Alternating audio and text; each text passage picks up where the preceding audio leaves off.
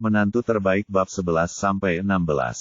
Sebelum mendengarkan, mohon bantuan like, komen dan subscribe ya, terima kasih.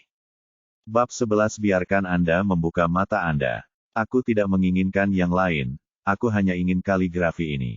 Lin Yu tersenyum dan berjalan untuk mengambil sepasang buku fotokopi kertas yang menguning. Oke, tidak masalah. Lalu tambahkan gambar ini, dan kita bisa menutup kesepakatan tanpa penyesalan. Pemilik toko berkata dengan penuh semangat, dengan begitu banyak orang yang menyaksikannya, selama Lin Yu setuju, tidak ada gunanya menyesalinya. Ini kesepakatan. Lin Yu tersenyum. Kentut. Kamu pengecut, kata-kata dan kebohongan seperti itu tidak bernilai 10.000 yuan. Jiang Jingren mengutuk dengan marah, mengambil cangkir teh dan melemparkannya ke Lin Yu. Lin Yu menghindar, dan cangkir teh itu jatuh ke tanah dan meledak. Kamu bisa menyelesaikan pekerjaan rumahmu sendiri. Kamu tidak perlu membayar untuk cangkir teh ini. Ayo pergi. Pemilik toko buru-buru mengemas lukisan dan buku salinan palsu, dan memasukkannya ke tangan Lin Yu bersama dengan tanda terima. Hei Jiarong, kamu terlalu berlebihan. Mengapa kamu membuat keputusan untuk ayahku? Jiang Yan sangat marah. Sampah ini masih tidak bisa mengubah kebenaran dirinya. Dia masih berharap mendapatkan uang itu kembali, tetapi dia berhasil seperti ini. Selesai. Bukannya Jiang Yan suka uang, tapi dia hanya takut membuat ayahnya marah. Adik laki-laki, bisakah kamu menunjukkan tulisan tanganmu ini? Pada saat ini, seorang pria parubaya yang sangat energi tiba-tiba berjalan keluar dari kerumunan, menatap buku salinan di tangan Lin Yu dengan rasa ingin tahu. Tang, Profesor Tang. Jiang Jingren, yang hampir pingsan karena marah, tiba-tiba melihat pria parubaya itu, matanya berbinar, dan dia mendapatkan kembali energinya dalam sekejap. Penampilan itu seperti penggemar pengejar bintang yang tiba-tiba melihat idolanya. Pria parubaya ini adalah Tang Zongyun, seorang tokoh terkenal di lingkaran antik di kota Qinghai, seorang profesor arkeologi di Universitas Qinghai, tidak kurang dari 20 harta bernilai jutaan. Jiang Jingren telah mengaguminya sejak lama, dan selalu ingin menemukan seseorang untuk memperkenalkannya sebagai teman. Tetapi sayangnya, seorang pecinta barang antik di levelnya tidak dapat menarik perhatiannya. Nyatanya, ketika Tang Zongyun baru saja tiba, kerumunan sudah gelisah karena terkejut, tetapi Jiang Jingren terlalu sibuk berdebat untuk menyadarinya. Halo, Tang Zongyun mengangguk dan tersenyum pada Jiang Jingren, bisakah kamu menunjukkan foto ini kepadaku? Tentu saja Jiang Jingren mengangguk dengan tergesa-gesa. Melihat Lin Yu tidak bergerak, dia menendangnya dan berkata, kenapa kamu berdiri di sana dalam keadaan linglung? Cepat dan serahkan buku salinan itu kepada Profesor Tang. Baru kemudian Lin Yu menyerahkan buku salinan itu. Benar saja, ini catatan Wang Sisi. Tang Zongyun melihat lebih dekat dan berkata, ya, sayang sekali itu adalah salinan dari generasi selanjutnya. Dan salinannya sangat kasar, dan itu tidak berharga sama sekali. Pemilik toko mengucapkan kata-kata sarkastik di belakangnya. Bagaimanapun, kesepakatan telah dibuat sekarang, dan dia tidak takut dengan penyesalan Lin Yu. Memang benar penyalinannya kasar, tetapi bahkan versi penyalinan kasar seperti itu jarang terlihat, dan itu bernilai puluhan ribu dolar. Aku ingin tahu apakah adik laki-laki itu mau menyerah. Tang Zongyun tertawa. Hanya karakter rusak ini yang bernilai puluhan ribu yuan. Kelopak mata pemilik toko berkedut, dan dia tidak bisa menahan perasaan sedikit sedih. Jika dia tahu, dia tidak akan memberikannya kepada Lin Yu. Adik laki-laki, kamu masih mau. Jika aku menawarkan 30.000 yuan untuk membelikanmu, aku akan mengganti kerugian untukmu, kata Tang Zongyun. Dia juga melihat lukisan palsu yang baru saja dibeli Jiang Jingren. Bahkan termasuk lukisan ini, Jiang Jingren mengalami kerugian yang serius, jadi dia menganggap dirinya melakukan perbuatan baik untuk membantu mereka menghentikan pendarahan. Maaf, saya tidak ingin menjual. Lin Yu menggelengkan kepalanya dan dengan sopan menolak. Kalau begitu saya akan menambahkan 20.000 yuan lagi, adik laki-laki, harga yang saya tawarkan jauh melebihi harga pasar kaligrafi ini. Tidak peduli lembaga penilai mana yang Anda tuju untuk penilaian, itu tidak akan melebihi 10.000 yuan. Jika itu adalah bukan untuk saya Saya pribadi sangat menyukai kaligrafi Wang Zizi, jadi saya tidak akan membayar harga setinggi itu. Nada bicara Tang Zongyun sangat tulus.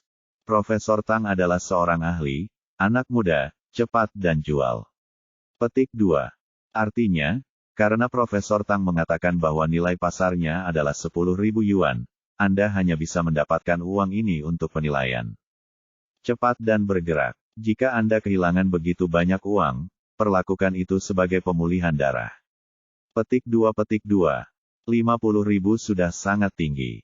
Bahkan jika Anda menambahkan lukisan itu mungkin tidak sebanding dengan uangnya. Kerumunan juga mulai mengobrol sarankan Lin Yu untuk mengambil kesempatan, dan ketika dia berada di lingkaran antik, kuncinya adalah mempelajari cara menghentikan kerugian. Profesor Tang, maaf, saya benar-benar tidak berpikir untuk menjual lukisan ini. Lin Yu sedikit malu. Jangan menjualnya. Apakah kamu membeli ini dengan uang? Jika kamu mengatakan kamu tidak akan menjualnya, kamu tidak akan menjualnya. Jiang Jingren di samping tidak tahan lagi, dan menendang Lin Yu dengan marah. Kemudian dia menoleh ke Tang Zongyun dan berkata dengan nada menyanjung, Profesor Tang, karena kamu menyukainya, aku akan memberimu kata ini. Kita berhak berteman. Berteman dengan selebriti Tang Zongyun melalui lukisan ini. Tidak mungkin, lagi pula, kamu membayar banyak uang untuk membeli ini. Teman bisa menyerahkannya, tapi kamu juga harus punya uang, kata Tang Zongyun buru-buru. Tidak, kaligrafi ini tidak bisa dijual. Lin Yu menyambar kaligrafi itu dan berkata dengan tegas. Kamu menentangmu. Jiang Jingren menunjuk Lin Yu, gemetar dengan marah. He Jiarong, apa yang kamu lakukan?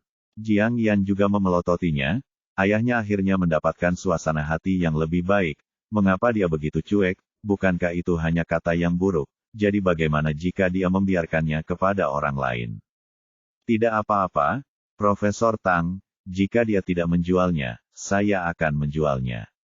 Pemilik toko berlari dan menarik Tang Zongyun untuk menyenangkannya, saya masih memiliki 2 salinan papan Wang Zizi, yang berkali-kali lipat. Lebih baik dari miliknya. Coba lihat. Mendengar bahwa Tang Zongyun baru saja mencapai 50.000, dia merasa berdarah di hatinya. Tetapi dia telah menjual kata itu kepada Lin Yu, dan dia tidak bisa berbuat apa-apa. Oh, apakah masih ada Mingkiti? Profesor Tang bertanya dengan rasa ingin tahu.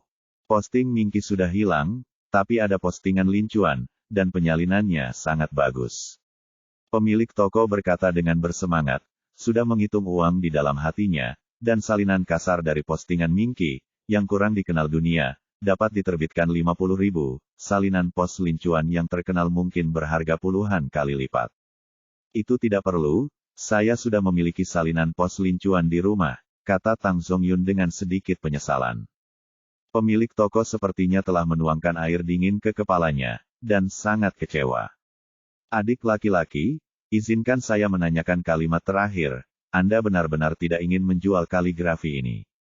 Tang Zongyun bertanya lagi pada Lin Yu dengan sedikit keengganan untuk menyerah. Maafkan aku tidak bisa menjualnya. Lin Yu meminta maaf. Tang Zongyun menghela nafas, berbalik dan berjalan keluar. Anda celaka, uang saya, kapan giliran Anda untuk memutuskan? Jiang Jingren melihat bahwa Tang Zongyun pergi, dan segera menjadi cemas, mengulurkan tangan untuk merebut kata-kata di tangan Lin Yu. Lin Yu mengelak dengan cerdik, melihat bahwa lelaki tua itu sangat ingin menjilat Profesor Tang, jadi dia bergegas ke Tang Zongyun di luar pintu dan berteriak, Profesor Tang, harap tunggu sebentar, meskipun kaligrafi ini tidak dapat dijual kepada Anda, itu bisa membiarkan Anda dan semua orang yang hadir membuka mata Anda. Sungguh nada yang besar. Setiap orang yang dikatakan Lin Yu sedikit tidak senang, bukankah itu hanya kata yang buruk, dan mari kita buka mata kita. Selain itu, sejauh menyangkut Profesor Tang sendiri, tidak kurang dari ribuan koleksi terkenal yang dia miliki, terlihat, bagaimana kita bisa membuka mata kita. Namun pada kenyataannya, Lin Yu tidak bermaksud arogan sedikit pun dalam apa yang dia katakan, dia berbicara tentang sesuatu, dan apa yang ingin dia tunjukkan kepada semua orang selanjutnya mungkin tidak akan terlihat sama sekali di semua pecinta barang antik yang hadir. Bahkan, saat pertama kali memasuki toko barang antik ini, dia tertarik dengan lampu hijau zamrud yang kuat yang dipancarkan oleh buku salinan di rak. Dia tahu itu pasti harta yang sangat berharga, jadi dia sengaja mengaturnya dan bertanya kepada pemilik toko untuk memberikannya padanya, "Milikku." "Oh, bagaimana kamu mengatakannya?" Tang Zongyun berhenti di pintu, dan dia agak tidak senang dengan nada tinggi Lin Yu. "Alasan mengapa saya tidak menjualnya kepada Anda adalah karena buku salinan ini memiliki dunia lain, dan nilainya mungkin melebihi imajinasi," kata Lin Yu. "Apa maksudmu dengan adik laki-laki ini? Bukankah ini hanya salinan biasa? Bagaimana bisa ada cerita yang berbeda?" Nada bicara Tang Zongyun tertahan, dengan sedikit penghinaan di hatinya, berpikir dalam hati mengapa anak muda saat ini menyukai sensasionalisme. Set. Para penonton juga cukup kritis, dan mereka benar-benar menganggapnya sebagai harta setelah mengambil sepotong karakter yang rusak. "Lelucon, aku sudah menyimpan lukisan ini selama setahun. Jika benar-benar luar biasa, aku tidak akan bisa melihatnya," ejek pemilik toko. Pemilik toko tidak percaya. Lin Yu mengangkat alisnya dan tersenyum. "Tentu saja aku tidak percaya. Kamu bocah, kamu telah berada di dunia barang antik selama beberapa hari, dan kamu berani mempercayai kami para veteran," kata pemilik toko dengan dingin, dan dengan satu kalimat, semua orang tertarik padanya, samping. "Itu benar, anak muda, begitu banyak dari kita yang bisa melihat bahwa itu adalah salinan biasa. Mungkinkah kamu mengatakan kita semua buta? Bahkan jika kita buta, bisakah ahli seperti Profesor Tang buta? Sekarang apa yang salah dengan orang-orang muda di sini? Mengapa mereka sangat suka mengudara?" Tanda seru petik 2. Konyol melebih-lebihkan kemampuan seseorang. Dikelilingi oleh pemilik toko, semua orang juga membicarakannya, dan kata-kata mereka sangat tidak puas. "Karena pemilik toko tidak mempercayainya, beraninya kamu bertaruh denganku." Nada bicara Lin Yu cukup provokatif. "Taruhan saja, katakan saja padaku, bagaimana kamu bertaruh?" Pemilik toko juga sangat tidak yakin. "Dengan cara ini, jika memang ada misteri dalam lukisan ini, bagaimana kalau kamu mengembalikan 500.000 yuan yang dibeli ayahku untuk lukisan itu? Dan jika aku tidak dapat menemukannya, bagaimana kalau aku membayarmu 500.000 yuan lagi?" "Oke, ini kesepakatan. Ini yang kamu katakan." Semua orang telah mendengarnya. "Beri aku sertifikat." Pemilik toko sangat gembira, dan buru-buru setuju, sudah memperlakukan Lin Yu sebagai orang bodoh di dalam hatinya. "Hei Jiarong." Jiang Yan menghentakkan kakinya dengan marah, tapi Lin Yu pura-pura tidak mendengar. "Lempar? Biarkan dia membuangnya, aku tidak akan membantunya dengan uang. Yaner, menurutku kamu tidak harus pergi bekerja besok, langsung menceraikannya, menurutku anak ini benar-benar bodoh."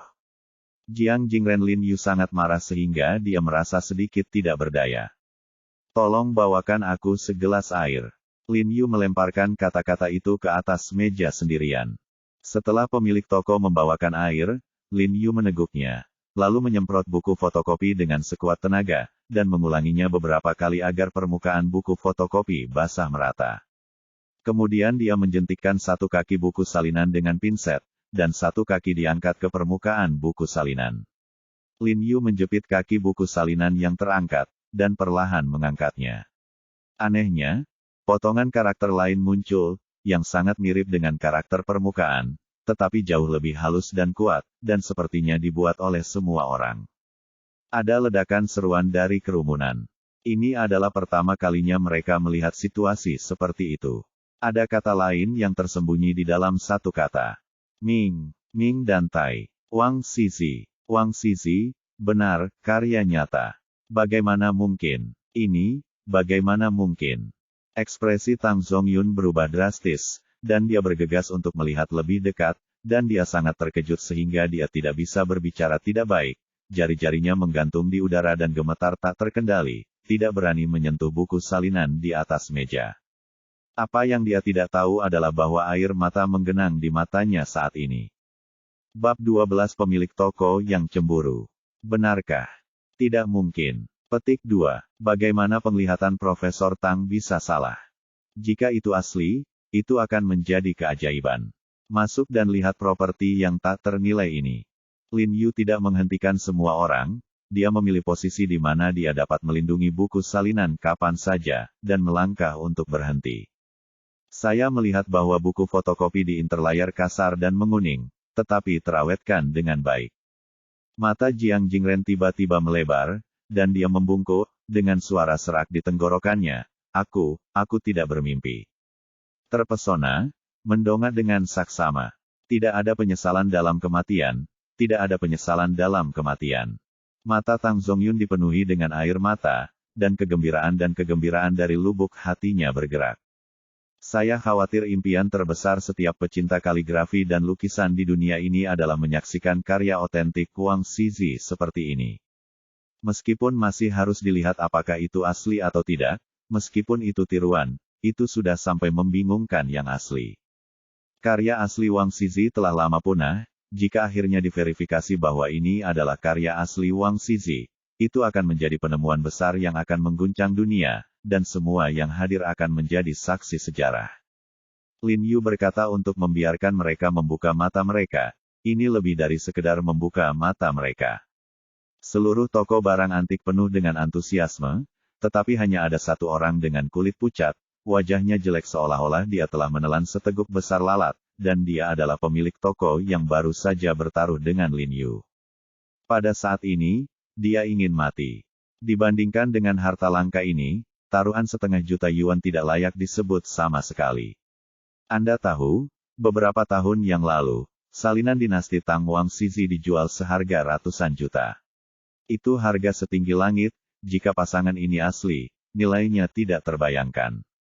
Matanya memerah karena marah dan cemburu, dan matanya penuh kebencian saat melihat Lin Yu, jika bukan karena anak ini, maka kata itu tetap miliknya.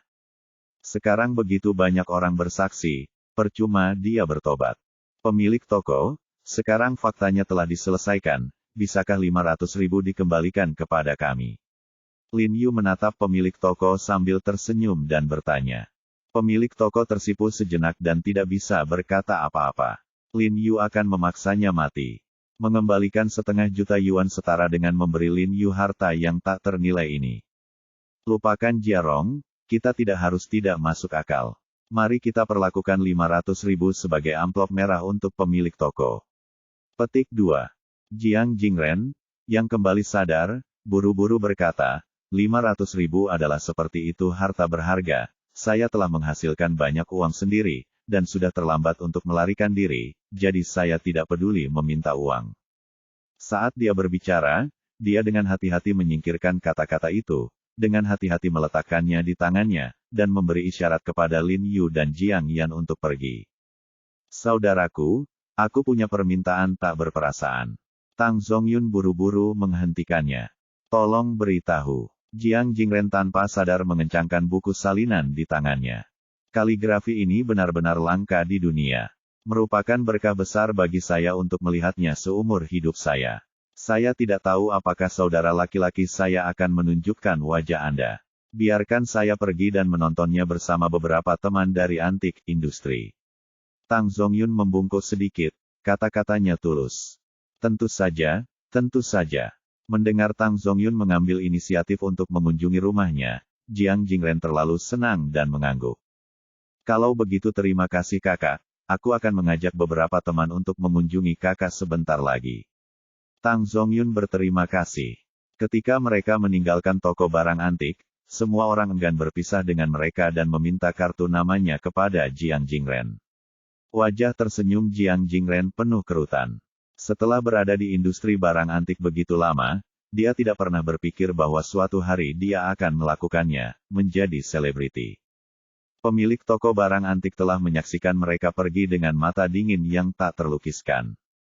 Setelah kerumunan bubar, dia mengeluarkan ponselnya dan memutar nomor. Hei, anak ketiga, lakukan sesuatu untukku.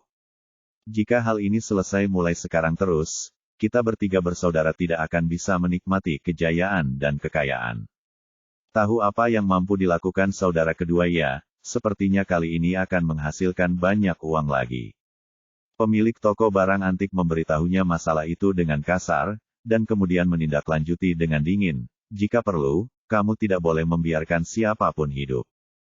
Mengerti, aku akan segera berangkat. Jiang Yan melirik Lin Yu dari waktu ke waktu. Ke waktu saat mengemudi, ingin berhenti bicara. Tanyakan apapun yang ingin kamu tanyakan, kata Lin Yu dengan santai, dengan bantal di kursi. Bagaimana Anda tahu bahwa ada interlayar dalam kata ini? Tebak. Lin Yu menatapnya sambil tersenyum. Katakan atau tidak. Jiang Yan memutar matanya. Lalu aku berkata bahwa aku melihatnya berdasarkan bakatku yang sebenarnya. Apakah kamu percaya itu? Lin Yu tidak bisa membantu mendekatkan wajahnya padanya. Merasakan kehangatan nafas Lin Yu, wajah Jiang Yan mau tak mau terasa sedikit panas, malu. Apakah kamu malu? Jantung Jiang Yan tiba-tiba melonjak, bagaimana dia bisa malu di depan sampah ini? Tapi dia secara ajaib menemukan bahwa secara tidak sadar, dia sepertinya tidak begitu membenci pemborosan ini lagi. Aku tidak percaya. Dia buru-buru menggunakan nada dingin untuk menyembunyikan kepanikan batinnya. Lin Yu tersenyum, menggerakkan kepalanya ke belakang, melihat keluar jendela di satu sisi, dan berkata, sebenarnya, saya hanya lebih berhati-hati, dan saya membawa sedikit keberuntungan. Saat itu, saya hanya merasa buku kapi itu sedikit tebal, dan saya menduga mungkin ada interlayers. Menebaknya. Petik 2. Tepat setelah dia selesai berbicara, Jiang Yan tiba-tiba menginjak rem dengan derit, dan dia tidak bisa menahan diri untuk melompat ke depan. Jiang Jingren, yang mabuk dengan buku salinan di kursi belakang, juga menabrak kursi Lin Yu. Oh, Yaner, apa yang kamu lakukan? Jiang Jingren berkata, menutupi kepalanya. Mobil ini tiba-tiba melompat keluar. Jiang Yan juga panik. Lin Yu melirik kendaraan off-road yang disisipkan di depan ke samping, ekspresinya sedikit berubah, cepat, mundur. Melihat Jiang Yan masih linglung, Lin Yu menggeser tuas persneling untuk mundur, dan berkata lagi dengan nada suara yang dalam berkata, mundur. Jiang Yan tanpa sadar menginjak pedal gas dan mundur, tetapi pada saat ini sebuah van tiba-tiba keluar dari belakang dan menghalangi mundurnya mereka.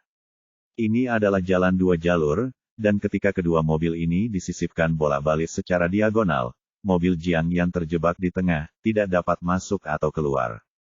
Pada saat ini, 7 atau 8 orang naik dan turun dari van dan kendaraan off-road, semuanya memegang batang besi atau parang di tangan mereka. Salah satu pemimpin dengan kepala bekas luka datang dan memandang bagian depan Jiang Yan sebagai batang besi, dan kemudian mengangkat tangannya ke dalam mobil menunjuk dan berteriak, keluar dari mobil. Ekspresi Jiang Yan dan Jiang Jingren berubah seketika ketika mereka ketakutan dengan pemandangan ini. Salah satu ayah dan anak perempuan mereka adalah pejabat pemerintah dan yang lainnya adalah gadis yang baik. Mereka tidak pernah membayangkan bahwa situasi seperti ini yang hanya akan muncul di TV akan terjadi pada mereka, jadi mereka sedikit ketakutan. Jangan takut, aku di sini. Lin Yu tampak tenang, ayah, beri aku kata-kata. Mereka ada di sini untuk kata ini. Tidak, bahkan jika kau membunuhku, aku tidak bisa menyerahkan kata-kata itu. Tanda seru. Jiang Jingren memeluk buku salinan itu dengan erat, seolah-olah dia ingin menulis tetapi tidak mati. Ayah, jam berapa sekarang?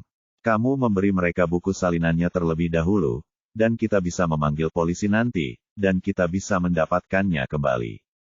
Jiang Yan buru-buru membujuk, dan dia bisa melihat bahwa sekelompok orang ini akan datang. Bagaimana kalau menyerahkan buku salinan hari ini, mungkin kurang lebih tidak menyenangkan. Dalam menghadapi kepentingan yang begitu besar, kelompok orang ini dapat melakukan apa saja.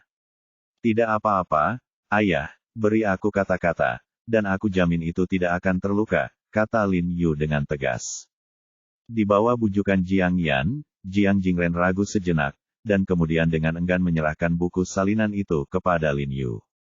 Kemudian Lin Yu keluar dari mobil dengan buku fotokopi, dan Jiang Yan serta Jiang Jingren juga mengikuti.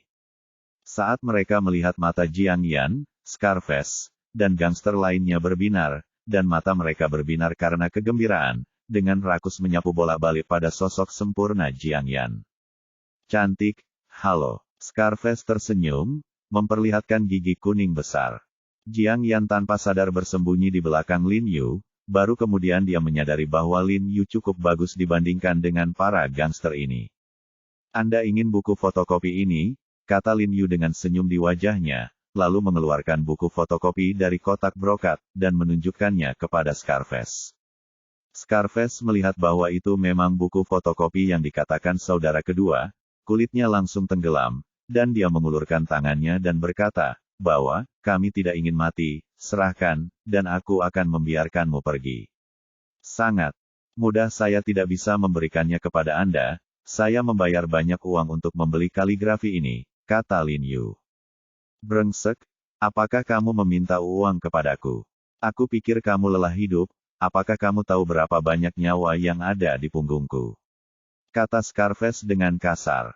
Tidak berlebihan dalam perkataannya, dalam 10 tahun terakhir sebagai hooligan lokal, dia telah mengambil nyawanya dan berada di penjara, sekarang dia adalah pemilik klub malam dan terkenal di daerah ini. Tentu saja, itu semua tergantung pada kakak tertuanya yang merupakan kapten polisi kriminal di kantor polisi untuk merawatnya bersama dengan pemilik toko barang antik, mereka bertiga bersaudara. Karena saudara kedua mengatakan kepadanya bahwa kata-kata itu sangat berharga, dia pasti benar, bahkan jika dia membunuh Lin Yu dan mereka bertiga hari ini, dia harus mendapatkan kata-kata itu. He Jiarong, beri dia kata-kata dengan cepat. Jiang Yan memandangi para gangster yang mengelilinginya, dan tanpa sadar mengepalkan tangannya. Yah, gambar ini bagus untukmu, tapi kamu harus membiarkan ayah dan istriku pergi dulu. Lin Yu berpikir sejenak dan berkata, apa maksudmu? Apakah kamu tidak pergi? Jiang Yan bertanya dengan heran. Aku akan tinggal dan mendiskusikan kondisinya dengan mereka. Mungkin mereka akan mengetahuinya, jadi mereka tidak akan meminta kata-kata dariku, kata Lin Yu sambil tersenyum. Oke, kalau begitu aku akan membiarkan mereka pergi dulu, tetapi jika kamu mengingkari janjimu, aku akan membunuhmu. Dao Scar terlihat galak, meskipun dia sangat tertarik pada Jiang Yan, gambar ini lebih penting sekarang, jadi dia setuju permintaan Lin Yu. Kemudian dia melambaikan tangannya, dan seseorang segera naik dan mengusir kendaraan off-road itu, memberi jalan untuknya. He Jiarong, apakah kamu sekarat? Jiang Yan berkata dengan cemas. Tidak apa-apa, kamu dan ayah pergi dulu, dan aku akan kembali sebentar lagi. Lin Yu menyeringai padanya. Ini sepertinya pertama kalinya dia begitu lama peduli pada dirinya sendiri. Tidak, beri mereka kata-kata, dan kamu pulang bersama kami. Jiang Yan meraih pergelangan tangannya dengan suara yang tidak bisa ditolak.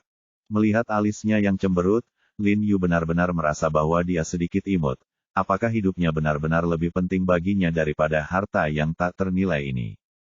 Oh, saya lupa, dia adalah seorang dokter, dan kehidupan manusia lebih penting dari segalanya di matanya. Mungkin dia akan melakukannya untuk siapa saja.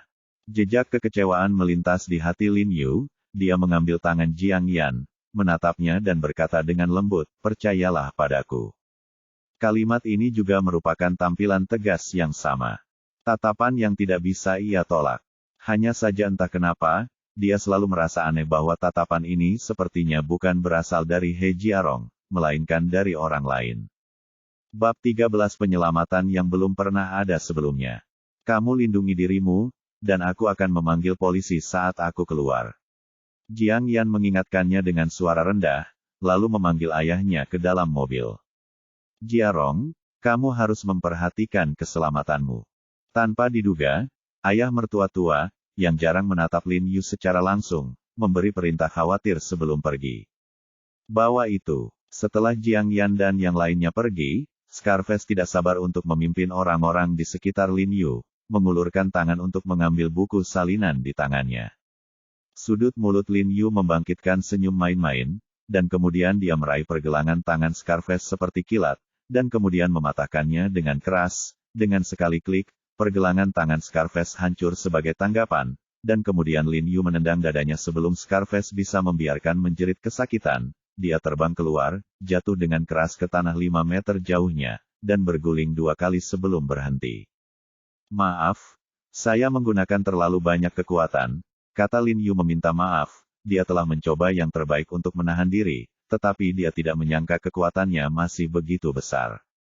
Scarface berteriak 2 kali kesakitan, bangkit dan memuntahkan darah, dan mendesis, persetan dia sampai mati untukku. Semua gangster terkejut dengan gerakan Lin Yu barusan. Hanya setelah memanggil mereka, mereka kembali sadar, dan segera bergegas dengan pisau dan tongkat di tangan mereka. Tapi setelah mereka bergegas ke depan, Lin Yu menghilang. Ini dia. Lin Yu menepuk punggung salah satu gangster kecil, dan saat dia menoleh, dia menamparkan kepalanya, dan gangster kecil itu jatuh ke tanah dengan keras, tidak sadarkan diri. Sekelompok gangster ketakutan oleh keterampilan menakutkan Lin Yu, mereka berteriak untuk menutupi ketakutan mereka, dan bergegas lagi sambil membawa pisau dan tongkat. Lin Yu terlalu malas untuk membuang waktu bersama mereka, masing-masing dengan pisau di tangannya, dan dalam 10 detik, sekelompok gangster semuanya jatuh ke tanah. Kamu siapa kamu? Daoskar membuka mulutnya lebar-lebar, menutupi dadanya dan menatap Lin Yu dengan kaget, dan ketika dia mengangkat kepalanya, sekelompok adik laki-laki jatuh. Bruce Lee, mustahil. Bahkan jika Bruce Lee masih hidup, dia tidak bisa melakukannya secepat itu. Scarface ketakutan di dalam. Kamu tidak peduli siapa aku, kamu hanya harus ingat bahwa aku adalah seseorang yang tidak mampu kamu sakiti. Lin Yu berjalan ke Scarface dengan ekspresi yang agung dan mendominasi. Kembalilah dan beritahu pemilik toko bahwa kamu tidak ingin menulis kata-kataku lagi. Juga, ketika kamu melihat istriku di masa depan, bersikaplah sopan. Jika kamu berani melihat-lihat dengan bola matamu, aku akan memilihnya untuk kamu. Apakah kamu mendengarku? Suara Lin Yu keras, penuh penindasan. Dengar, aku mendengarnya. Wajah dan dahi Scar sudah dipenuhi keringat dingin, dan suara Lin Yu membuatnya merasa dingin di sekujur tubuhnya. Melihat punggung Lin Yu pergi, Scarface menggertakkan giginya, ekspresi muram muncul di wajahnya, lalu mengeluarkan ponselnya dan menelepon. Lin Yu pulang langsung memegang kopi book, melihat Lin Yu dan kaligrafi serta lukisan masih utuh. Wajah Jiang Jingren dan Jiang Yan penuh keterkejutan, dan mereka bertanya bagaimana dia kembali. Begitu kamu pergi, polisi datang dan menakuti mereka. Lin Yu mengarang omong kosong dengan santai. Jiang Yan menghela nafas panjang, dan berkata, untungnya, saya menelepon polisi, dan mereka pergi ke sana tepat waktu. Lin Yu menyerahkan kata itu kepada Jiang Jingren penuh kegembiraan, dan dengan cepat menuangkan secangkir untuk Lin Yu teh, dan berkata dengan penuh kasih, menantuku, ini kerja keras. Duduk dan minum teh. Petik 2. Jiang Jingren sekarang melihat bagaimana Lin Yu melihat dan menyukainya. Menantu ini benar-benar menyelamatkannya hari ini dan membantunya menemukan sepasang harta yang tak ternilai, dan biarkan Tang Zongyun, seorang selebriti antik, mengambil inisiatif untuk menjilatnya. Dalam 50 tahun terakhir, dia tidak pernah sebahagia sekarang ini. Jiang Yan tidak bisa menahan diri untuk tidak memutar matanya ke arah ayahnya. Dia baru saja berusaha keras untuk menceraikan Lin Yu di toko barang antik, tetapi dia tidak berharap untuk memanggil menantu laki-lakinya sekarang. Jiang Yan, tinggal di rumah bersama ayah. Aku masih punya sesuatu untuk dilakukan, jadi pergilah sebentar. Lin Yu tidak bisa mengatakan istrinya ketika dia menghadapi Jiang Yan, jadi dia memanggilnya dengan namanya. Setelah berbicara, Lin Yu tidak menunda lagi, dan langsung keluar, bersiap untuk bergegas ke rumah Wei Gongsun, melihat bahwa sudah hampir waktunya untuk bertemu dokter. Tak disangka, tak jauh dari pintu masuk masyarakat, tiba-tiba 2 mobil polisi mengikuti, dan setelah mobil berhenti, 4 atau 5 orang berseragam polisi menghentikannya. He Jiarong, kan, Anda dicurigai menyakiti orang lain, silakan datang kepada kami. Salah satu pria parubaya dengan wajah persegi menunjukkan kartu identitasnya dan berkata dengan dingin. Ketika wajah karakter Cina berbicara, yang lain memandangnya seolah-olah mereka sedang menghadapi musuh. Dengan tangan mereka menggenggam tas senjata di pinggang mereka, tampaknya jika Lin Yu membuat perubahan, mereka akan membunuhnya tanpa ragu-ragu. Lin Yu sedikit terdiam. Menilai dari postur ini, seharusnya polisi dengan wajah bekas luka. Sebagai bajingan besar, akan terlalu berguna untuk memanggil polisi setelah dipukuli. Bagaimanapun, mereka merampoknya terlebih dahulu, Lin Yu tidak takut, dan mengikuti mereka ke dalam mobil, berencana pergi ke kantor polisi untuk menjelaskan masalah tersebut dengan jelas kepada mereka. Yang tidak diketahui Lin Yu adalah bahwa wajah karakter Tionghoa ini adalah kakak dari Skartou dan pemilik toko. Setelah Skartou dipukuli, dia memanggilnya dan memintanya untuk menangkap Lin Yu untuk melihat apakah dia bisa mendapatkannya dari Lin Yu. Memeras buku fotokopi. Begitu dia tiba di kantor cabang, ponsel Lin Yu disita, dan dia dibawa ke ruang interogasi kecil dan dikunci di kursi interogasi. Setelah beberapa saat, wajah persegi dan seorang pemuda masuk dan duduk di hadapannya. Kamu adalah He Jiarong. Kamu melukai 11 orang di jalan simen siang ini, kan? Ya. Tapi mereka ingin merampokku dulu. Jawab aku. Ya atau tidak? Guo Zilian tiba-tiba memotongnya dengan dingin. Ya, Lin Yu tidak punya pilihan selain mengangguk. 11 orang ini semuanya berada di rumah sakit sekarang, 5 diantaranya luka ringan, 4 luka parah, dan 2 masih tidak sadarkan diri, dan nyawa mereka mungkin dalam bahaya kapan saja. Tidak mungkin. Dengan kekuatan seranganku, mereka akan bangun dari koma paling lama untuk sementara waktu. Tidak mungkin hidup mereka berada dalam bahaya. Lin Yu mengerutkan kening. Kamu bilang tidak ada yang mengancam jiwa jika tidak ada yang mengancam jiwa.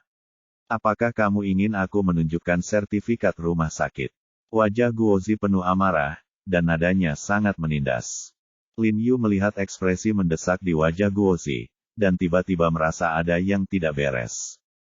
Wah, izinkan saya memberitahu Anda, sekarang orang mengatakan bahwa mereka ingin menuntut Anda. Setelah pengadilan dinyatakan bersalah, Anda harus masuk dan jongkok setidaknya selama 10 atau 20 tahun. Dengan wajah cemberut, dia sengaja menekan Lin Yu. Kemudian nadanya melambat, dan dia melanjutkan, tapi pihak lain juga berkata, selama kamu menyerahkan buku salinannya, itu sudah berakhir. Kalau begitu biarkan. Mereka menuntutku. Lin Yu tersenyum dengan acuh tak acuh, sekarang dia bisa melihat itu wajah emosi karakter Cina sama dengan wajah bekas luka. Wajah persegi mengedipkan mata pada pemuda di sampingnya, dan memberi isyarat padanya untuk menunjukkan warna pada Lin Yu. Banyak orang telah terjebak di hadapan karakter Tionghoa selama bertahun-tahun. Banyak orang yang sombong seperti Lin Yu pada awalnya, tetapi setelah berjalan di bawah tangannya sekali, dalam waktu setengah jam, mereka semua harus dengan jujur memohon belas kasihan.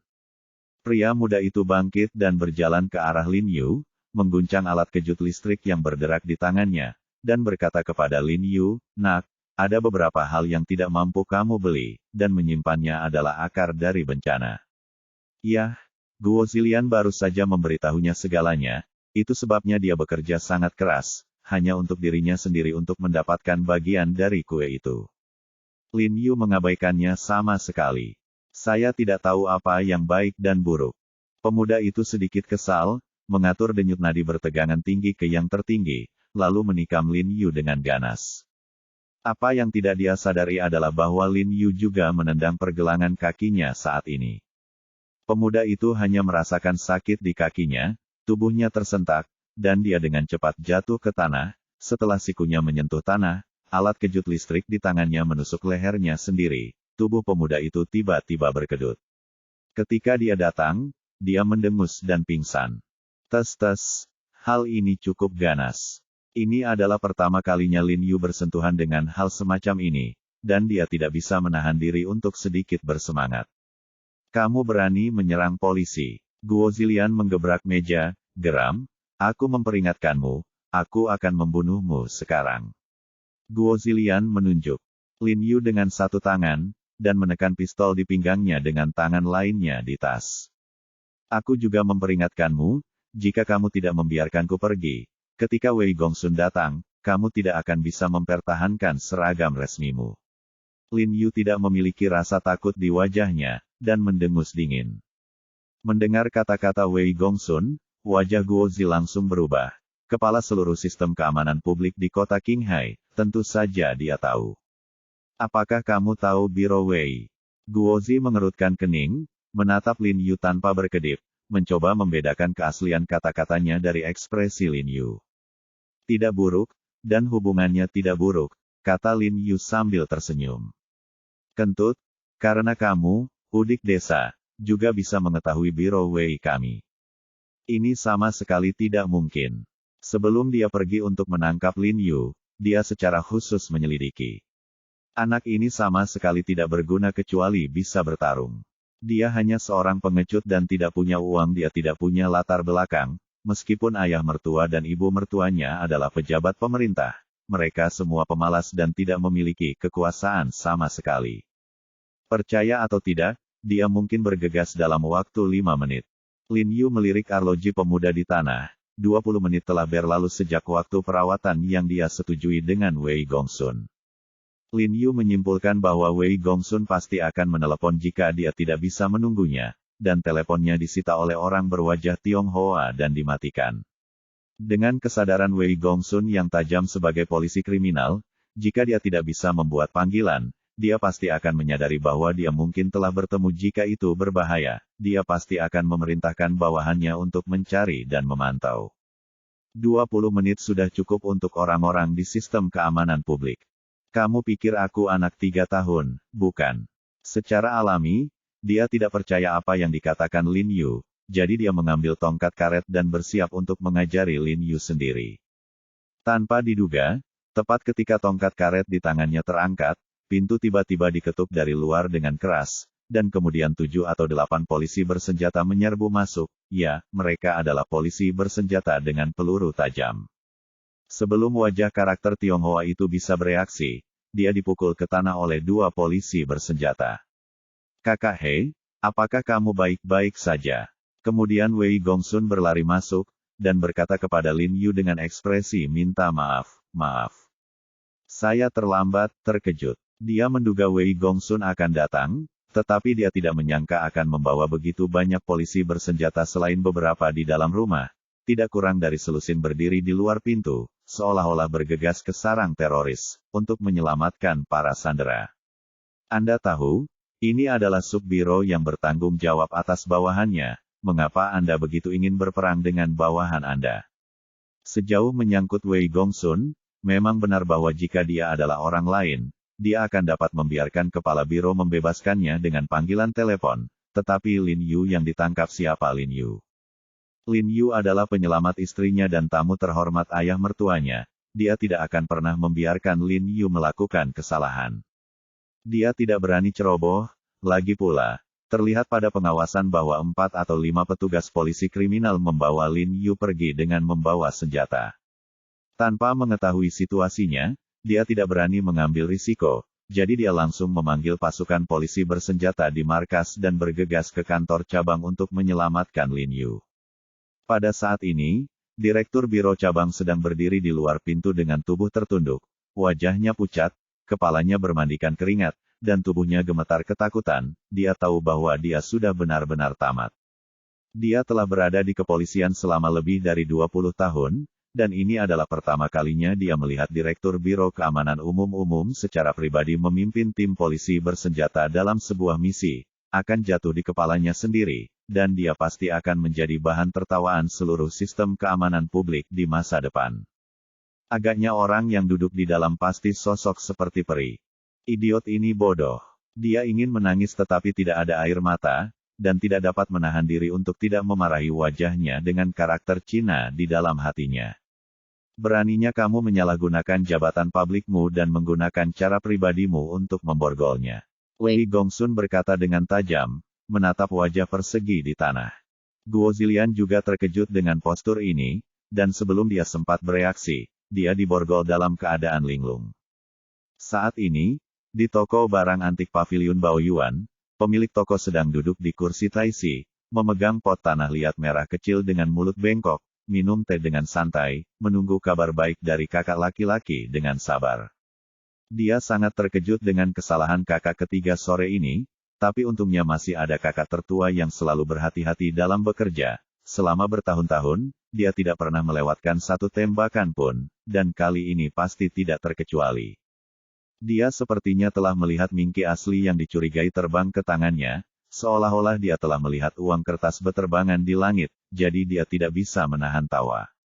Saat ini, telepon berdering, dan dia buru-buru mengulurkan tangan untuk mengangkatnya, merasa sangat bersemangat di dalam. Hei, anak ketiga, sudah berakhir. Apa-apaan, kakak kedua, apakah kamu tahu siapa yang kamu sakiti kali ini? Tanda seru petik 2. Ada sedikit tangis tertahan dalam suara Scarface. Ada apa? Pemilik toko duduk tegak ketika dia menyadari ada yang tidak beres. Direktur Biro Keamanan Umum secara pribadi memimpin tim untuk menyelamatkannya.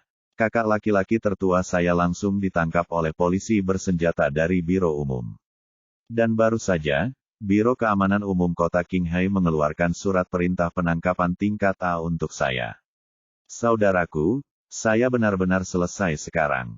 Pria dengan bekas luka tidak tahan lagi, dan menangis. Bab 14 melawan dokter. Bang, pot tanah liat merah milik pemilik toko jatuh ke tanah dan pecah. Setelah menutup telepon, dia bergegas ke ruang dalam untuk mengepak barang-barangnya, mengabaikan bos dan yang ketiga. Yang tertua ditangkap dan yang ketiga dicari, jadi dia pasti tidak bisa melarikan diri. Pemilik toko menyesal dan ingin mati. Bukankah dia hanya anak nakal? Bagaimana dia bisa memiliki begitu banyak energi? Dunia yang telah ditaklukkan oleh ketiga saudara laki-laki saya selama lebih dari 10 tahun dimusnahkan oleh anak ini dalam waktu setengah sore. Angkat tangan. Dia belum selesai merapikan ketika teriakan datang dari luar pintu, dan ketika dia melihat ke belakang, pintu sudah penuh dengan polisi. Dia duduk di tanah dengan plop, wajahnya pucat, dan dia berkeringat deras. Setelah menjemput Lin Yu dari subbiro, Wei Gongsun terus meminta maaf kepada Lin Yu, mengatakan bahwa kelalaian tugasnya lah yang menyebabkan orang-orang di bawahnya berperilaku nakal. Mulai hari ini, dia harus menyelidiki secara menyeluruh sistem keamanan publik di Qingyuan City untuk menjernihkan suasana. Lin Yu tidak pernah berpikir bahwa pertemuan yang tidak disengaja dengannya akan mengubah seluruh sistem keamanan publik di kota Qinghai. Kekasih Wei Gongsun, Zheng Yunxia, terlihat sangat baik hati, dengan perasaan seorang wanita dari semua orang. Sekilas, dia terlihat seperti istri dan ibu yang baik, dan dia memperlakukan orang lain dengan lembut dan antusias. Setelah Lin Yu mengambil denyut nadinya, dia menggunakan jarum perak yang disiapkan oleh Wei Gongsun untuk melakukan akupuntur padanya. Setengah jam kemudian, ketika akupuntur selesai, Zheng Yunxia sedikit menggerakkan anggota tubuh bagian bawahnya, merasa penuh kekuatan, dan segera berseru, "Pinggangku tidak sakit lagi. Anak muda, terima kasih banyak. Anda memiliki keterampilan medis yang sangat baik di usia yang begitu muda. Anda sangat muda dan menjanjikan. Saya belum sempat berterima kasih untuk terakhir kali Anda merawat ayah saya." Zheng Yunxia menarik tangan Lin Yu, tersenyum dari telinga ke telinga. "Ngomong-ngomong, apakah kamu punya kencan? Anak muda, aku tidak menyombongkan diri. Putriku seumuran denganmu, dan kamu tidak harus memilih penampilan dan sosoknya. Anak laki-laki yang mengejarnya semuanya sejalan. Jika kamu mau, Bibi akan memperkenalkanmu satu sama lain." Sebelum Lin Yu dapat berbicara, Zheng Yunxia berkata tidak sabar untuk menjual putrinya kepadanya. Tidak mungkin, dia sangat menyukai Lin Yu, dia baru mendengarnya sebelumnya. Tetapi ketika saya melihatnya sekarang, saya menemukan bahwa Lin Yu memang lebih dewasa, stabil, rendah hati dan terkendali daripada anak muda biasa. Cara dia memandang Lin Yu tampak seperti ibu mertua memandang menantunya, dan semakin dia memandangnya, semakin menyenangkan dia. "Bibi, aku sudah menikah." "Oh, tidak apa-apa, sungguh, saudara dia datang menemuimu, apa yang kamu bicarakan?"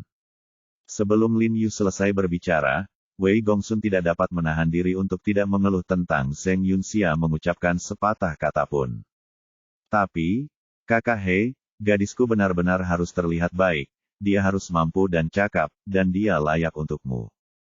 Kamu benar-benar bisa mempertimbangkannya." Segera Wei Gongsun mengganti topik pembicaraan dan berkata kepada Lin Yu sambil tersenyum, seperti rubah tua yang baik. Tidak perlu, lalu apa? Penyakit Bibi Zheng masih perlu disesuaikan dengan minum obat. Jika biro kesehatan nyaman, biarkan aku pergi ke apotek untuk mengambil beberapa obat. Wajah Lin Yu memerah, dan beberapa tidak bisa duduk di sini lagi. Wei Gongsun mengantar Lin Yu untuk mengambil obatnya. Saat berada di dalam mobil, ponsel Lin Yu tiba-tiba bergetar, dan menemukan bahwa Wei Gongsun telah mengiriminya pesan teks, yang merupakan rangkaian nomor telepon. Informasi kontak putriku, kalian anak muda tidak punya apa-apa untuk diajak berkomunikasi. Wei Gongsun tersenyum. Lin Yu tersenyum tak berdaya, merasa dirugikan. Jiang Yan adalah istri He Jiarong, dan dia jelas lajang, tetapi dia diberi gelar pria yang sudah menikah. Kulitnya hidup. Lihat, kakak He, ada Jishitang baru di sini. Wei Gongsun berteriak kaget. Saya melihat apotek baru dibuka di persimpangan di depan, dengan lengkungan keranjang bunga di pintu, 2 singa bersulam, 1 merah dan 1 putih, menari riang diiringi suara gong dan genderang, dikelilingi oleh kerumunan penonton. Jishitang sebenarnya datang ke Qinghai untuk membuka cabang. Obat mereka sangat bagus, ayo pergi ke tempat mereka untuk mendapatkannya, kata Lin Yu.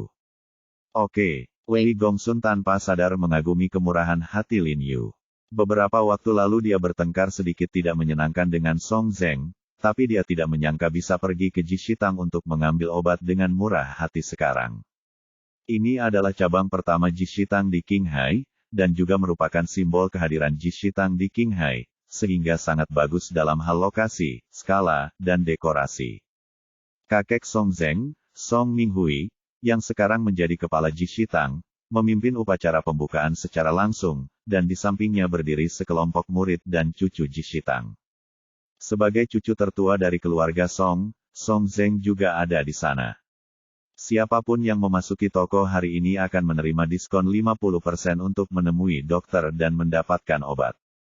Song Minghui penuh dengan udara, lalu memotong sutra merah dengan sekali klik, dan membuka pintu untuk menyambut pelanggan. He Jiarong. Song Zheng sedikit terkejut setelah melihat Lin Yu. Aku di sini untuk mengambil obatnya, kenapa kamu tidak diterima? Lin Yu tersenyum. Selamat datang. Nada suara Song Zheng dingin. Xiao Zheng, siapa ini? Song Minghui kebetulan lewat saat ini. Oh, kakek, ini He Jiarong yang kuceritakan terakhir kali, dan dia menyembuhkan penyakit aneh Tuan Zheng. Song Zheng melirik Lin Yu, masih sedikit tidak yakin. Song Minghui tiba-tiba mendapatkan kembali energinya ketika dia mendengarnya, dan berkata, teman kecil, saya mendengar dari cucu saya bahwa Anda memiliki keterampilan medis yang luar biasa, dan Anda juga dapat menggunakan akupuntur yang menanyakan kehidupan. Saya sangat mengagumi lelaki tua itu. Saya ingin tahu jika Anda juga dapat menunjukkan keterampilan medis Anda hari ini, sehingga lelaki tua itu dapat menggunakannya. Bolehkah saya membuka mata saya juga? Kata-kata Song Minghui sangat terampil, dan sepertinya dia menyanjung Lin Yu, tetapi sebenarnya itu adalah agak provokatif. Jishitang telah terkenal selama bertahun-tahun, dan selalu menjadi tolok ukur di bidang pengobatan Tiongkok.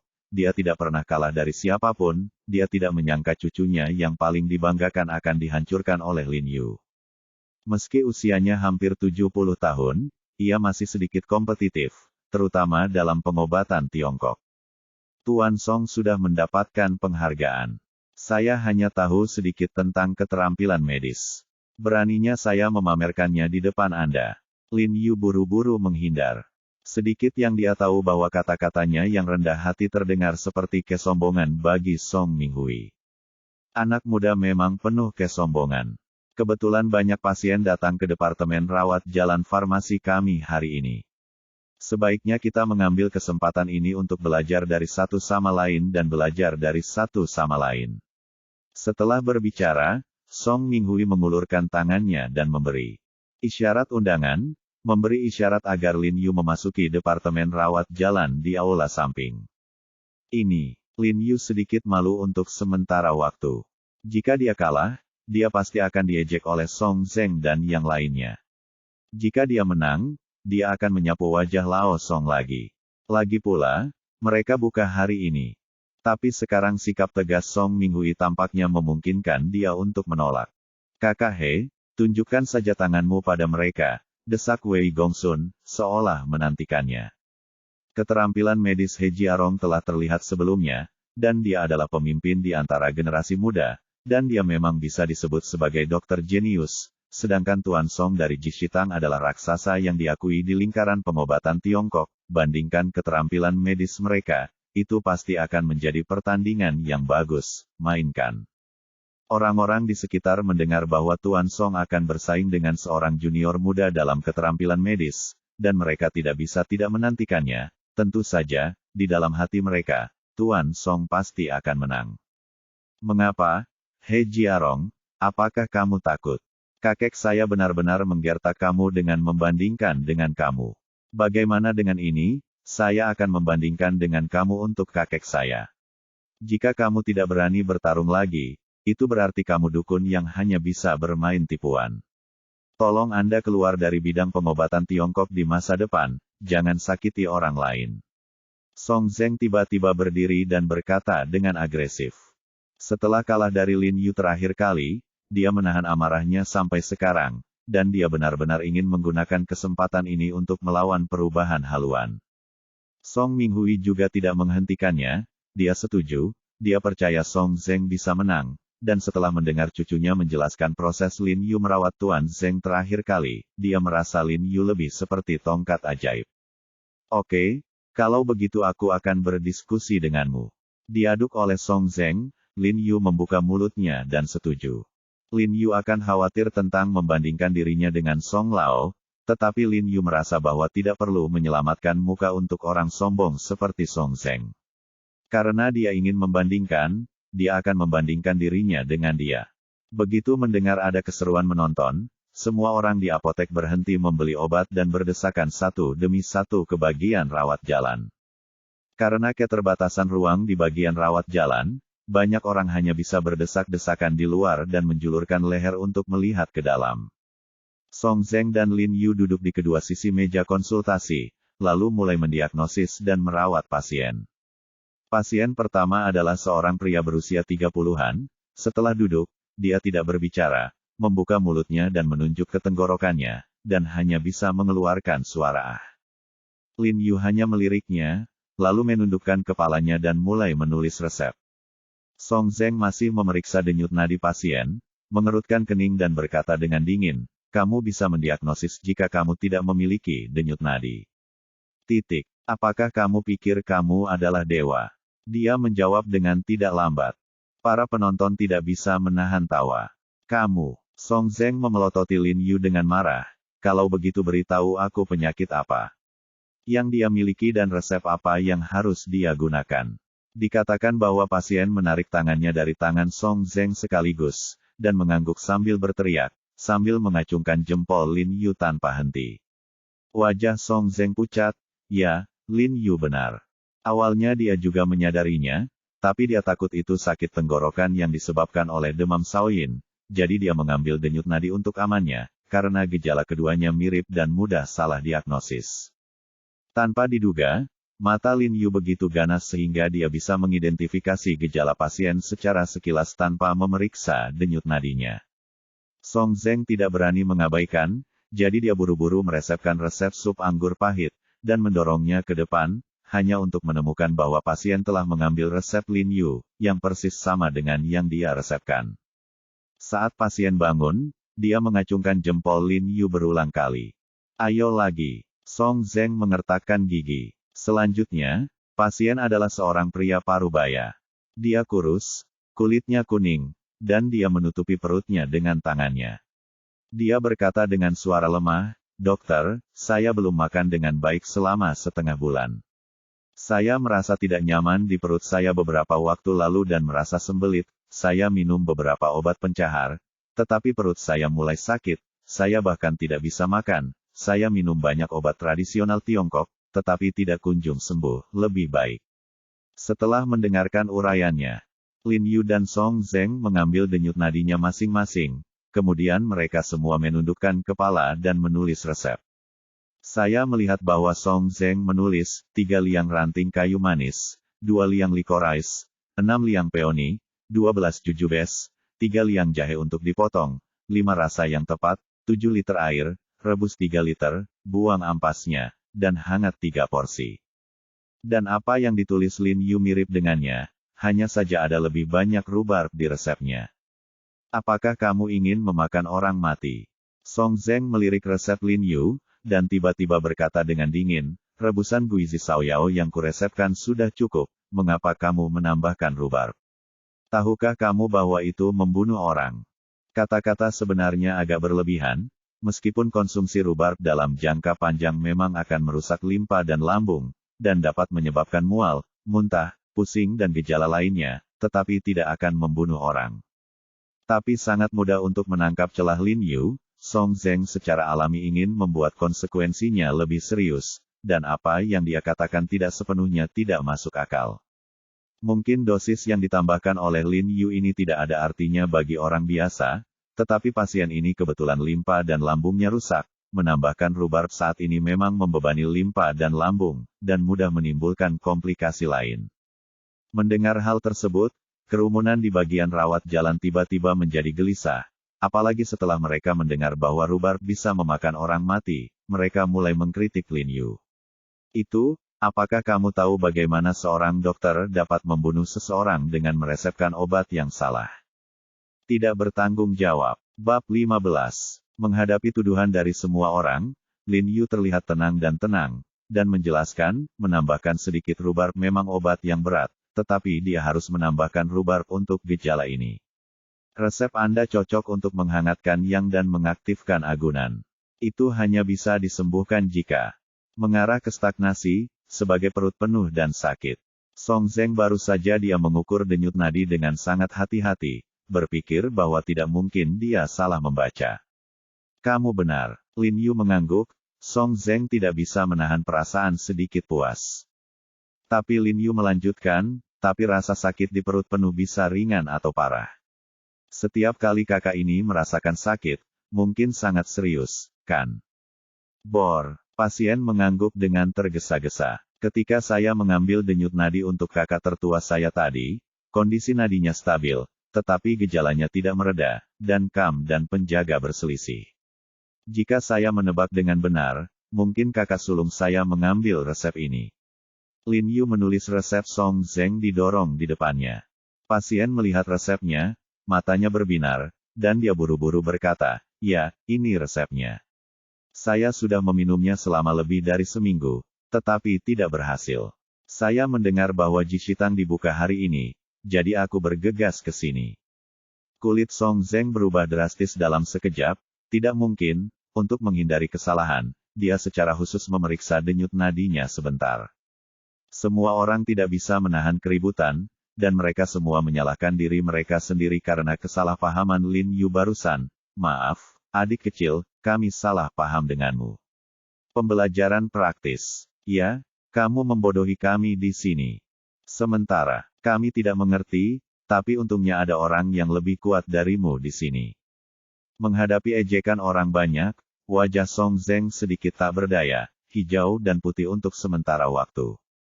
"Kamu minum obat sesuai dengan resepku, dan kamu akan sembuh dalam beberapa hari." Lin Yu mendorong resep yang dia resepkan kepada pasien.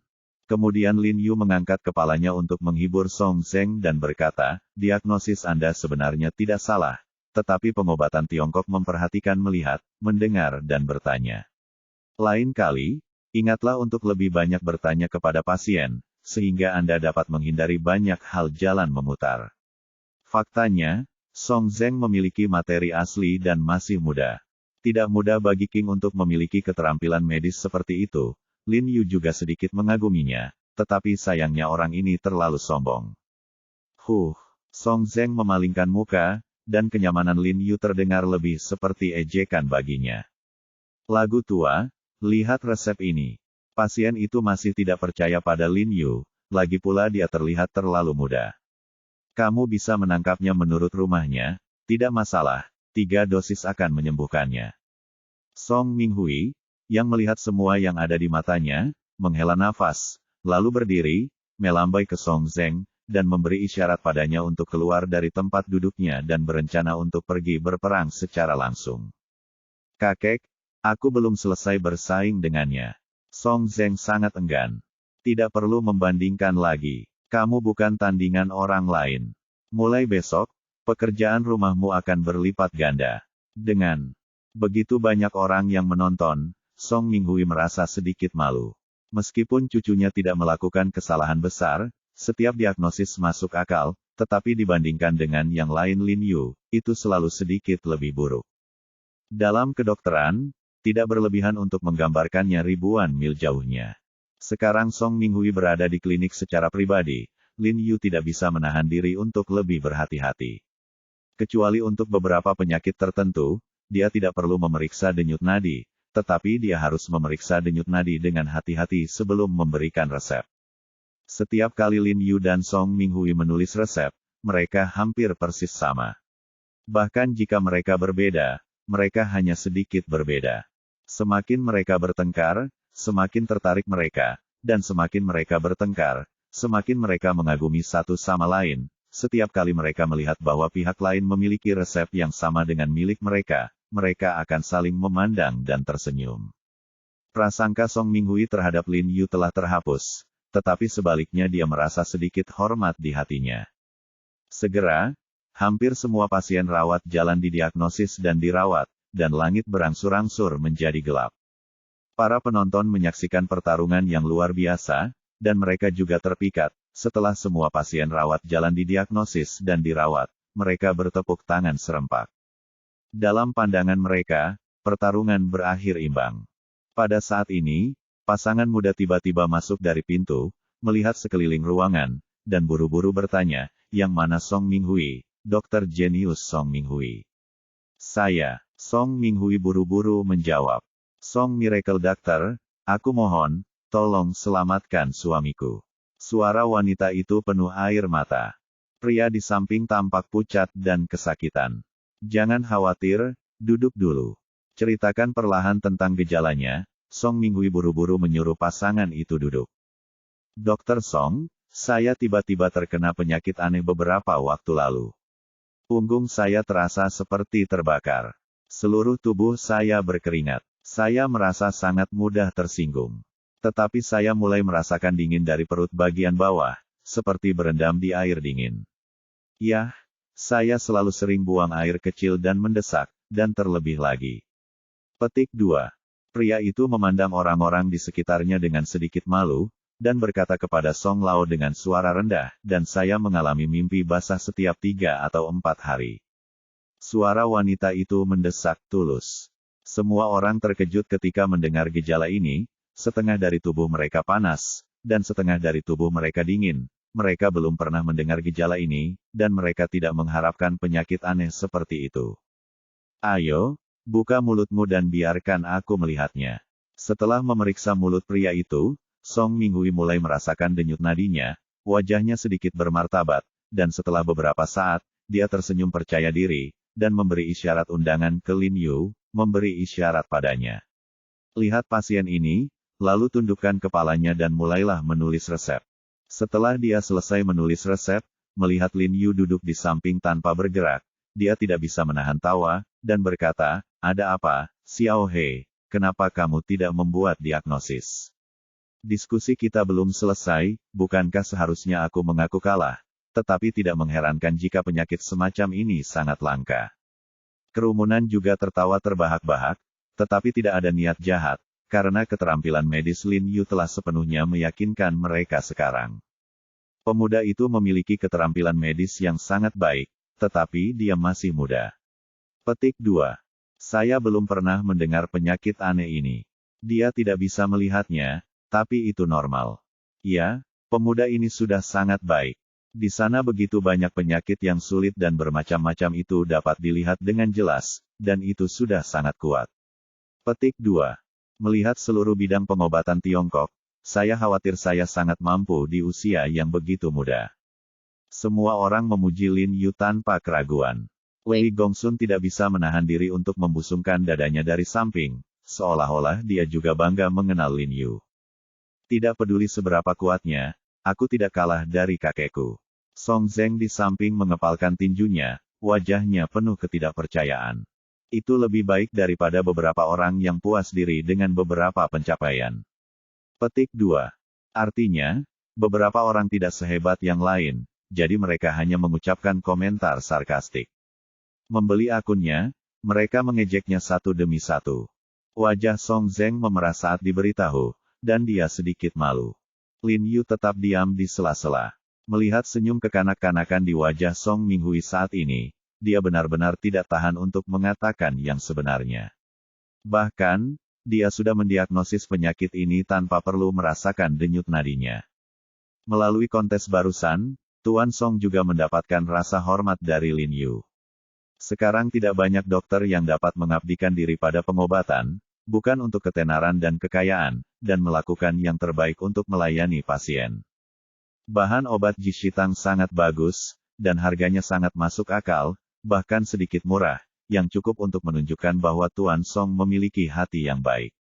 Selain itu, karakter agresif seperti anak kecil Tuan Song mengingatkan Lin Yu pada kakeknya, dan dia memiliki rasa keintiman yang tidak dapat dijelaskan. Dia benar-benar ingin mengakui kekalahan agar Penatua Song bisa bahagia, tetapi dia menatap pria yang kesakitan dan istrinya dengan wajah cemas, dan mau tidak mau mengencangkan hatinya. Dengan sikap bertanggung jawab kepada pasien, Lin Yu masih membuka mulutnya, "Lagu tua, efek minum obatnya terlalu lambat, aku punya cara yang lebih cepat." Song Minghui, yang dengan senang hati menginstruksikan pasien cara membuatnya ramuan itu, mau tak mau terkejut, dan berkata dengan ragu, "Cara yang lebih cepat. Xiao He, mungkinkah kamu telah melihat penyebabnya?" Lin Yu mengangguk. "Tetapi Anda tidak pernah mengambil denyut nadinya sama sekali." "Tidak perlu mengambil denyut nadinya, saya telah melihat gejala ini sebelumnya." Lin Yu berkata dengan tenang. "Tepatnya, nenek moyangnya telah melihat gejala ini." Para penonton gempar, dan Song Minghui juga sedikit terkejut. Meskipun dia pernah mendengar penyakit ini sebelumnya, ini adalah pertama kalinya dia melihatnya hari ini. Lin Yu masih sangat muda, bagaimana dia bisa melihat penyakit ini? Kamu tidak membuat draft untuk menyombongkan diri." Song Zeng mendengus dingin, dia tidak percaya bahwa Lin Yu telah melihat gejala seperti itu, dan menduga bahwa dia akan menggunakan tongkat sihir lagi, tetapi kata-kata Lin Yu berikutnya mengejutkan, dia sangat terkejut.